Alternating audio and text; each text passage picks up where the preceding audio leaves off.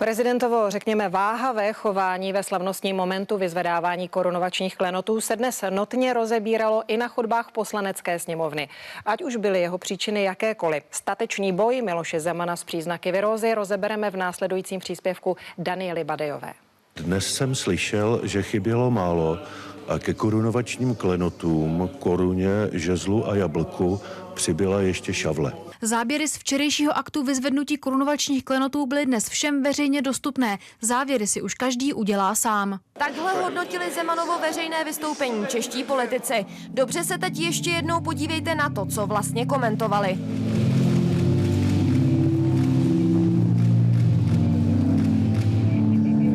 A prezident Miloš Zeman nezaváhal jen v tento moment. Zatímco ostatní klíčníci otevírali dveře zhruba 5 vteřin, prezidentovi to trvalo dvojnásobně dlouho. Párkrát se musel dokonce přidržet dveří a občas i stolu, který byl po ruce. Co na tom, že na něm byl jeden ze symbolů českého státu? V chrámu svatého Víta bylo zřejmě pěkné horko. Jak jinak si vysvětlit tohle odfrknutí a otření tváře? Zcela mimo zásady společenského chování je ale tohle podrbání v nose. A i prezidentova chůze byla přinejmenším dost zvláštní. V jeden moment šel Zeman tak pomalu, že mu premiér Petr Nečas skoro šlápl na nohy. Nejistý byl prezident i ve chvílích, kdy prostě jen stál. Rozpačitému slavnostnímu aktu předcházel náročný program, například oslavy konce druhé světové války na ruské ambasádě. Na stole nechyběla pochopitelně ruská vodka. S velvyslancem si ale prezident připil pouze vínem. Hrad prezidentovo chování označuje za lehkou indispozici a vše vysvětluje prostou virózou. Ode dneška až do neděle zůstává, jak já lidově říkám, se vyležet doma.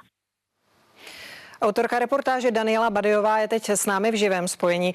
Danielo, jak se na náhlé onemocnění Miloše Zemana dívají odborníci z řad lékařů? Dobrý večer, tak já jsem dnes o prezidentově výstupu mluvila hned s několika lékaři. Ještě na začátek si ale pojďme říct takové ty klasické příznaky chřipkové virózy. Ta se obvykle projevuje kašlem, kýcháním, bolestí hlavy, svalů a kloubů a celkovou slabostí. My jsme dnes záběry, na nichž je Miloš Zeman, na které jste viděli v těch předešlých příspěvcích, zaslali lékaři a odborníkovi na závislosti Karlu Nešporovi. Na to, jak je hodnotí, tak na to se podívejte právě v následujícím příspěvku. Vysvětlení mohou být různá, některá jsou pravděpodobnější a některá méně pravděpodobná. Určitě důvěryhodnosti Hradu by pomohlo, kdyby se podobné příhody neopakovaly a kdyby se pan prezident vyjadřoval o alkoholu mnohem zdrženlivěji. Vrávorání, klimbání a nebo opírání o stěnu a nebo lehká indispozice. S tím se potýkalo v minulosti několik našich politiků. Jak zvládali takové situace, tak na to už odpoví reportáž mé kolegyně Michály Šmídové. Popíjení s ruskými politiky může být o zdraví. To televizním kamerám přiznal vůbec nejupřímněji před 16 lety tehdejší ministr financí Ivan Kočárník. Na tiskové konferenci po návratu z Moskvy mu ani nic jiného nezbývalo. Prostě já jsem rád, že jsem přiletěl domů. Nevím, jak bych vám to řekl, prostě to, abychom se mohli rozloučit, znamenalo pro mě prostě obrovský nápor na játra. Abychom vůbec mohli odletět domů. Zřídit se pod obraz ale nebyl problém ani v pražské poslanecké sněmovně. Na největšího přeborníka v tomto směru opakovaně celkem úspěšně kandidoval tehdejší poslanec Petr Kot. V únoru 2004 se ve sněmovním bufetu opil tak, že ho museli vyvést zadním vchodem. Kolik se toho vypil?